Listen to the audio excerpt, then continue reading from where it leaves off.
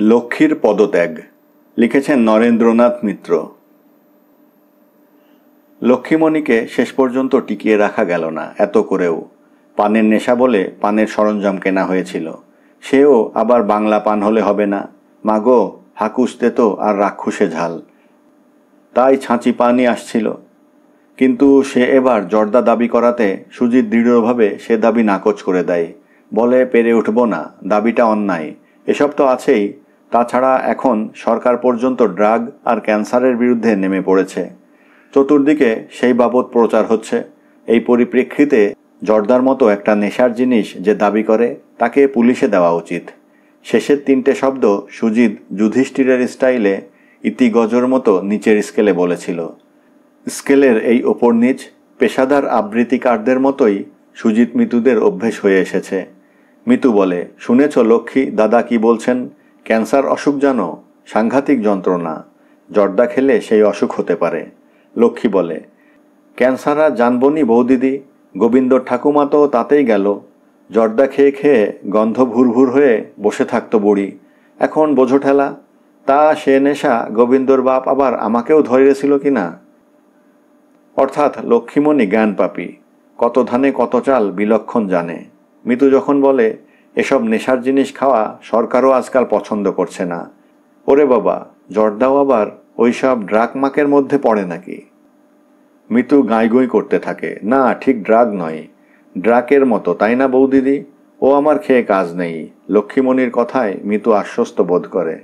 কিন্তু লক্ষ্মীমণি যখন টুবলুর মতো গোবিন্দ ভোগ চালের ভাত খাওয়ার বায়না ধরল এবং ব্রত পার্বণ ও একাদশীর দিনে সাদা ময়দার খানকতক লুচি, বেগুন ভাজা আর রসগোল্লা কিংবা দানাদার দিয়ে, তখন সুজিত মিতু পড়ে গেল মহাফাঁপড়ে। কনফারেন্স বসল।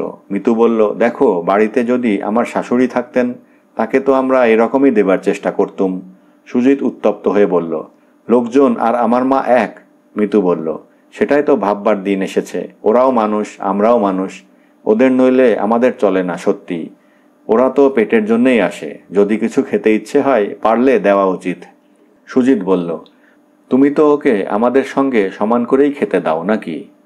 আগেকার মতো বাসি রুটি আর লোকজনদের বেগুন ভাজার কালে পড়ে রয়েছ এখনো? মোটেই না, মিতু জোর গলায় বলল।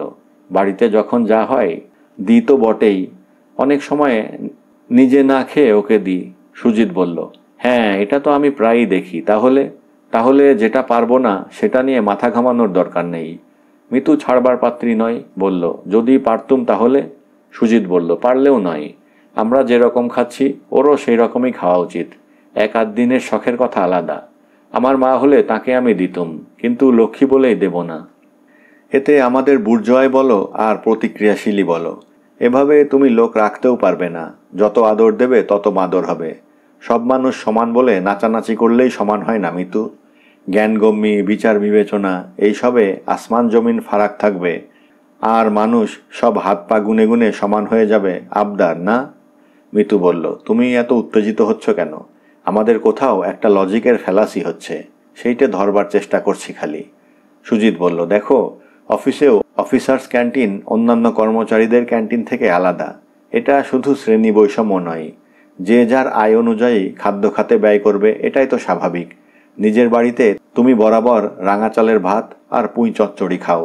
নবাব বাড়িতে চাকরি করছো বলে রোজ নবাবের মতো মুর্গ মুসল্লাম খেতে চাইলে সেটা চলবে না? ঠিক হবে? মিতু বলল, ভাববার বিষয় সত্যি। অধিকার ভোগ, আধার ভেদ, আয় অনুযায়ী ব্যয়, শ্রেণী বৈষম্য, সাম্য, মৈত্রী, স্বাধীনতা, আমার ছাইমুন্ডু সবই যেন গুলিয়ে যাচ্ছে। সত্যি বলছি তোমাকে, ছোট ছেলে মেয়ে আমি ওই জন্যই রাখতে পারি না। টুবলুর দাদা দিদির মতো বয়সের একটা বাচ্চা আমার বাড়িতে কাজ করবে। টুবলু রোজ ডিম কলা দুধ খাবে, সে খাবে না। টুবলু ইস্ত্রি করা ভালো জামা কাপড় পরবে, সে পরবে না। এইরকম ঘটতে থাকলে আমি ঘুমোতে পারবো না গো। সুজিত নরম গলায় বলল, এই দেখো, তুমি ক্রমাগত গ্রাউন্ড শিপ করতে থাকলে আমি কি করে পেরে উঠব? বাচ্চার কথা আলাদা, এ তো তোমার চেয়েও বয়সে বড়, যথেষ্ট স্বাস্থ্যবতী এক মহিলা, যে তোমাকে দিয়ে অর্ধেক কাজ করিয়ে নিয়ে পায়ের ওপর পা দিয়ে বসে আছে। আর যখন তখন গোবিন্দভোগ, গোপালভোগ ইত্যাদি দিয়ে আমাদের ব্ল্যাকমেল করছে। মিতু পুরনো কফি হাউজি কায়দায় টেবিল চাপড়ে বলে উঠল, দারুণ বলেছ তো, দ্য ওয়ার্ড। আমাদের দুর্বলতা, অসহায় অবস্থা ইত্যাদির সুযোগ নিয়ে ক্রমাগত চাপ সৃষ্টি করে যাচ্ছে। এর ফলে হাইপারটেনশন, ইস্কিমিয়া, নিউরোসিস হতে পারে। ইনফ্যাক্ট আমার বোধ হয় সবগুলোই হয়েছে। বুকে চাপ, মাথা গরম, যখন তখন কেঁদে ফেলি। সুজিত বলল, কাঁদো কাঁদো দেখি প্রায়ই, কিন্তু একেবারে কেঁদে ফেলতে তো দেখিনি কখনো। বাথরুমে কাঁদি গো। লোকেদের যেমন বাথরুম সং, আমার তেমনি বাথরুম কান্না। সুজিত বলল, বলো কি? এখনই যা হয় একটা হেস্তনেস্ত করো। বাথরুমে গিয়ে ভ্যাঁ ভ্যাঁ করে কাঁদো, সর্বনাশ। সুতরাং মিতু লক্ষ্মীমণিকে বলল, ছেলে স্কুলে যাবার সময়ে তাড়াতাড়িতে একটু আলু ভাতে ভাত খেয়ে যায়। টিফিন কি নেয় আর কতটুকু খায় সে তো নিজেই দেখো লক্ষ্মী। আমরা নিজেরা তো আর রোজ রোজ গোবিন্দভোগ খাচ্ছি না।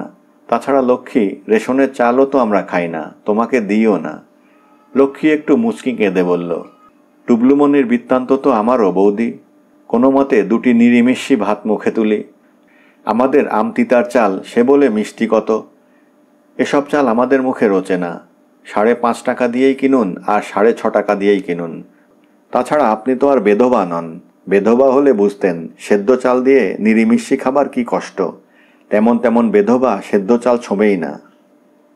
মিতুর ভীষণ রাগ হয়ে গেল, কিন্তু সে এই অলক্ষণে কথাটাকে হজম করে একটু কড়া গলায় বলল, তোমাকে তো অনেক দিনই বলেছি ওসব মাছ খাবো না, ডিম খাবো না, ছাড়ো। ওসব মানাটাই অন্যায়, যত বাজে সংস্কার। 2 দিন অন্তর তোমার ব্রত পার্বণ, ওসব কাজ করতে গেলে চলে না। আর মাছ খাও না বলে তো বড়ি, বড়া, শাক যা যা ভালোবাসো সবেরই জোগাড় রেখেছি। পেঁয়াজ রসুন খাচ্ছ তো দুবেলা। লক্ষ্মীমণি বলল, কি এত বড় কথা বললেন বৌদি? বামুন কায়েতের ঘরের বেধবা নই বলে কি আমি বেধবা নই? পাপ পুণ্যের জ্ঞান নেই? 2টো ভাতের জন্যে কি শেষে নরকে যাব? বলে লক্ষ্মী দুমদুম করে অপসৃত হল। খাবার সময়ে গুরু গম্ভীর চালে বলল, না খেয়ে গেরস্তের অকল্যাণ করবনি, কিন্তু এমন মেলেচ্ছ বাড়িতে আমি আর থাকছি নি। কাছারি বাড়ির মা, মেম সাহেব নয়, নিজে বেধবা। বলতে কি তার যা, বোন, বড় মেয়ে, গোষ্ঠীশুদ্ধ সব বেধবা। তুমি যদি মত বদল না করো তো বৌদি, আমি সেখানেই চললুম। অর্থাৎ মত বদল করলেই সে ম্লেচ্ছ বাড়িতে থাকতে পারে। মিতু তখন সাহস সঞ্চয় করে বলল, আমি মত বদল করতে পারবো না। সুজিত অফিস থেকে বাড়ি ফিরে যথারীতি মিতুকে দেখতে পেল না। মিতু মিতু হাঁক ছাড়ি, মিতু নেই কো বাড়ি, অথচ বাড়ি থাকার কথা। মিতুর স্কুলও তার ছেলের মতো 8:30টায় আরম্ভ হয়ে 2টোয় শেষ হয়। আজ শনিবার, ছুটি। যাই হোক, শেষে সুজিত খুব একটা কাব্যগন্ধি দৃশ্য দেখতে পেল। মিতু বসে আছে বারান্দা বাগানে, হাতে একটা আধফোঁটা গোলাপ। পাশ থেকে মুখ দেখা যাচ্ছে, মানে ভালো করে দেখা যাচ্ছে না। সুজিত বলল, hello lady Shahjahan in Mughal miniature. Mitu মুখ ফেরালো না। সুজিত বলল, ভুল হয়ে গেছে, hello lady Nehru with a volume of Robert frost. Mitu মুখ ফেরালো না। তখন সুজিত কড়া ধমক দিয়ে বলে উঠল, এই মিতু, ওই কপালে কি পরেছ? মিতু এইবার মুখ ফেরালো, মুখ থমথম করছে, চোখ ছায়া ঘনাইছে বনে বনে। নামলো বলে বলল, কপালে কি পরেছি? পোড়া কপালে লোকে কি পরে গো? বলি রেখা টেখা হয়েছে বোধ হয়। আর কিছু হওয়ার নেই, শেষ, সব শেষ। সুজিত প্রচণ্ড ভয় পেয়ে গেছে। আস্তে আস্তে বলল, কানপুর থেকে চিঠি এসেছে নাকি কোনো? বাবা মা ভালো আছেন তো? সুজিতের নিজের বাবা মা গত। মিতুর বাবা মা ছোট ভাইয়ের কাছে কানপুরে থাকেন। তাদের দেখতে যেতে পারে না বলে মিতু এমনিতেই একটু কাতর থাকে সব সময়। মিতু এবার উঠে দাঁড়িয়ে ডুকরে বলল, বাবা মা ভালো আছেন, কিন্তু ওদিকে সর্বনাশ হয়ে গেছে, লক্ষ্মী চলে গেছে।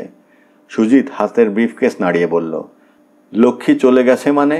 আসছে বলো, 14 মাসের বকেয়া বাড়তি ডিএ বাবা, লাগাও পোলাও মাংস বিরিয়ানি, কোপ্তা কাবাব। মিতু বলল, আমার সর্বনাশ হয়ে গেল আর তুমি বলছো পোলাও মাংস?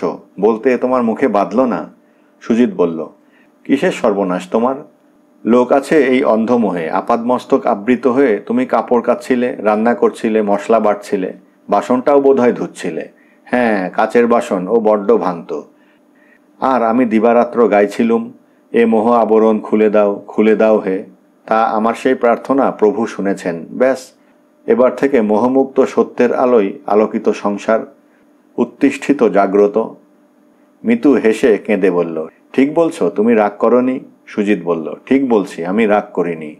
মিতু বলল, ঠিক বলছো, তুমি আমায় সাহায্য করবে? সুজিত বলল, ঠিক বলছি, আমি তোমায়। সাহায্য? কিসের সাহায্য? কখন সাহায্য? কেমন সাহায্য? আমি তো এ বিষয়ে কিছু কমিট করিনি। মিতু বলল, ওরে আমার মায়ের আঁচল চাপা গোবর গণেশ, কোলের ছেলেটি রে, কিসের সাহায্য, কেমন সাহায্য, কখন সাহায্য, তাই না? খালি কেনটা জিজ্ঞেস করনি, এই আমার 14 পুরুষের ভাগ্যি। দেখাচ্ছি এবার তোমায় কে কি কেন কবে কোথায়, এসো আমার সঙ্গে। টুবলু এই সময়ে মায়ের হাতে বাবার খোয়ারের গন্ধ পেয়ে এসে পৌঁছেছে। ফ্রয়েড সাহেব বলেন, ছেলেরা বাবাকে প্রতিদ্বন্দ্বী ভাবে, সেই পরম বীরপুরুষ বাবা, যিনি নাকি সব প্রশ্নের শেষ উত্তর, সব সমস্যার শেষ সমাধান, সেই পিতা, স্বর্গপিতা ধর্মকে ছেলেরা ভালোবাসে খুবই, কিন্তু তিনি বেকায়দায় পড়লেও ছেলেরা বিপুল আনন্দ লাভ করে। টুবলু দেখল সদ্য অফিস ফেরত বাবার কনুই ধরে মা বীর বিক্রমে তাকে বারান্দা থেকে বসার ঘরে এনে ফেলেছে। বাবার মুখ কাঁচুমাচু, মায়ের মুখে ট্র্যাডিশনাল মহিষাসুর মর্দিনীর হাসি, সেই দেবী যিনি বধ করবার সময়ও হাস্যমুখে থাকেন। টুবলু কে কি কেন কবে কোথায়টুকু শুনতে পেয়েছিল, হাততালি দিয়ে বলে উঠল, কি মজা কি মজা, বাবা একটা ধাঁধাও পারেনি। ও বাবা, পারোনি না? বাবা করুণ নয়নে ছেলের দিকে চেয়ে বলল, ধাঁধা নয় রে বাবা, রাধা। রাধা? টুবলু প্রথমটা বুঝতে পারেনি, কিন্তু মহা চালু ছেলে সঙ্গে সঙ্গে ধরতে পেরে বলল, বাবা তুমি মায়ের কাছে রান্না শিখবে আজ থেকে, এখন থেকে। আজকে আমরা তোমার রান্না খাবো। বাবা আজকে কাটলেট শেখো না? আমার বন্ধু পার্থর বাবাও তো রান্না করে। বেডটি না দিলে পার্থর মা আর পার্থ ঘুম থেকে ওঠেই না, বাবাকে দিতেই হয়। তা নয়তো পার্থের ভোরবেলা পড়া মুখস্থ হবে না, স্কুল যাওয়া হবে না, পার্থর বাবার অফিসের রান্নাও হবে না। মিতু বলল, দেখলে? সুজিত বলল, দেখলুম শুনলুম। মিতু বলল, দেখলেও শুনলেও কিন্তু কিছুই বুঝলে না। গ্রিন রিভলিউশন, ইন্ডাস্ট্রিয়াল রিভলিউশন আর ফ্রেঞ্চ রিভলিউশন, এই তিনটে তো মোটে জানো, বোলশেভিকটাকে তো মোটেই পাত্তা দাও না। এদিকে নীরবে নিভৃতে যে কিভাবে কিচেন রিভলিউশন হয়ে যাচ্ছে তার খবরই রাখো না। রাখবে কেন? রাখলে যে অসুবিধে, নিজেকেও যে সে রিভলিউশনে সামিল হতে হয়। পার্থর বাবা বেডটি দেন, এ খবর তোমার ছেলেও রাখে। আমি উপরন্তু খবর রাখি তিনি স্পেশালিস্ট। প্রেসার কুকারে বসালে কতটা চালে কতটা জল দিতে হবে এ তথ্যও তার জানা। কাজেই রান্নার লোক ওদের লাগেই না। ঠিকে লোক আছে, সে না এলেও শেয়ার্ড লেবার। ছেলে ঘর ঝাড়ল তো বাবা ঘর পুছলেন, বাবা ঘর পুছলেন তো মা বাসন মাজলেন। এই রকম আন্ডারস্ট্যান্ডিং থাকলে তো কথাই নেই, কোনো লক্ষ্মী অলক্ষ্মীর তোয়াক্কাই করতে হয় না। কিন্তু আমার বাড়ির মানুষটি দেখি সর্বক্ষণ অনুজ্ঞায় কথা বলছেন, ইম্প্যারাটিভ মুড। পোলাও মাংস লাগাও। কেন লাগাই বলা যেত না? লাগানো যাক বললেও তো খানিকটা কর্মৈশ্বনা প্রকাশ পেত। সুজিত বলল, ঠিক আছে ঠিক আছে, এত গঞ্জনা আমি সইব না। কারেঙ্গে ইয়া মারেঙ্গে। আজ থেকেই এ বাড়িতে ভাববাচ্য চালু হোক। এই অকাল কুষ্মাণ্ড পক্কের টুবলু ভাববাচ্য আর কর্মকর্তৃবাচ্যের অ্যাপ্লিকেশন হবে এখন এ বাড়িতে। লিখে রাখবে, শিখে রাখবে, অ্যাডভান্সড স্টাডি। 2-1 বছর পর থেকেই দরকার লাগবে। আচ্ছা মিতু, চাটা তাহলে পাওয়া যাক। মিতু বলল, অবশ্যই। আজ আমার শনিবারের ছুটি, কাল রবিবার, এ 2 দিন কর্তৃবাচ্য। টুবলু লক্ষ্য কর, আমি চা করছি, দিচ্ছি। টুবলু বলল, সোমবার কি হবে মা? মিতু বলল, সোমবারে তোমার বাবা যদি বলে খাওয়া যাক, আমি বলবো নিশ্চয় নিশ্চয় হয়ে যাক। টুবলু বলল, তারপর? এগুলো সব ভাববাচ্য মা। সবই ভাববাচ্য বাবা, সুজিত হৃষ্টমুখে বলল। আরেকটা কি খটোমটো যেন বললে তখন, সেটা কবে হবে বাবা? কি খটোমটো? সুজিত উৎসাহিত হয়ে বলল, কর্মকর্তৃবাচ্য।